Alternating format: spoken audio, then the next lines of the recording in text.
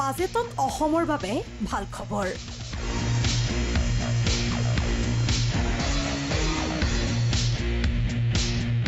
নামৰূপত স্থাপন হ'ব নতুন ইউৰিয়া প্ৰকল্প।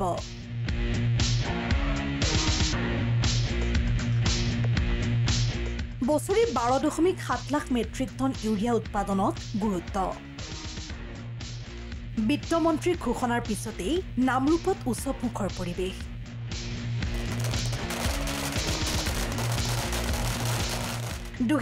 চনতে আধাৰশিলা স্থাপন হোৱা সাৰ কাৰখানাৰ চতুৰ্থ গোটটি দীৰ্ঘদিন ধৰি স্থবিৰ হৈ আছিল।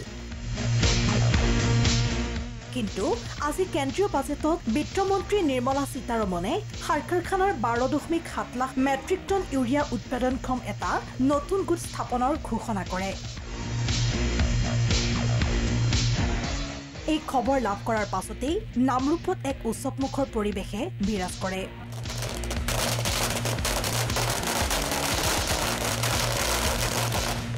আজি আমাৰ যি কেন্দ্ৰীয় বাজেটত অলপ আগতে আমি দেখা পালোঁ যে নিৰ্মলা সীতাৰমণ ডাঙৰীয়ানী তেখেতে বাজেট প্লেচ কৰিলে আৰু তাতে আমাৰ নামৰূপ সাৰ কাৰখানাৰ যি চতুৰ্থ গোটৰ বিষয়টি আছিলে এই বিষয়টো তেখেতে এটা ধাপ আগবঢ়ালে আৰু আজি এই মূল বাজেটত এই নামৰূপ সাৰ কাৰখানাৰ চতুৰ্থ গোটৰ বিষয়টো সন্নিৱিষ্ট হ'ল।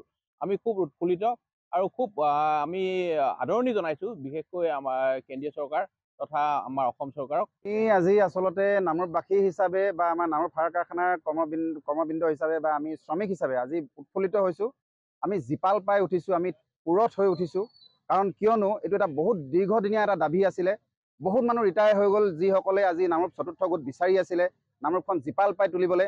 এই সময়ত এতিয়া এনেকুৱা এটা ক্ষণত যিটো সময়ত আজি ঘোষণা হৈছে আমি নথৈ আনন্দিত হৈছোঁ। আৰু বাজেটত নতুন গোট স্থাপনৰ অনুমোদনৰ পিছতেই আজি সাৰ কাৰখানাৰ প্ৰৱেশদ্বাৰৰ সন্মুখত 3খন ইউনিয়ন ক্ৰমে ফাৰ্টিলাইজাৰ শ্ৰমিক ইউনিয়ন, ফাৰ্টিলাইজাৰ ৱৰ্কাৰ্ছ ইউনিয়ন আৰু ফাৰ্টিলাইজাৰ ইণ্ডিপেণ্ডেণ্ট ইউনিয়নৰ বাবে আছুৱে প্ৰতিক্ৰিয়া প্ৰকাশ কৰে। আমাৰ বাজেট যি সেশন চলি আছে তাত নিৰ্মলা সীতাৰমণে যি ঘোষণা কৰিলে আমি গোটেই ব্ৰহ্মপুত্ৰ ভেলী ফাৰ্টিলাইজাৰ কৰ্পৰেশ্যনৰ আমি সকলো কৰ্মচাৰীবৃন্দ, বিষয়া, ৱৰ্কাৰ চবেই আমি যথেষ্ট সুখী।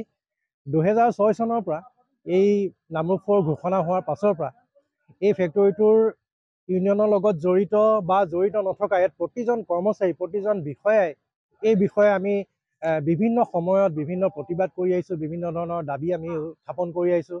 ইয়াৰ কাৰণে আমি দিল্লীলৈও বহুতবাৰ গৈছোঁ।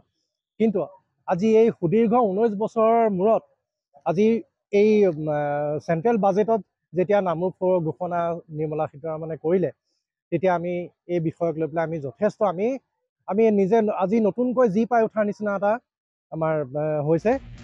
মনোজ তামুলীৰ প্ৰতিবেদন, প্ৰথম খবৰ।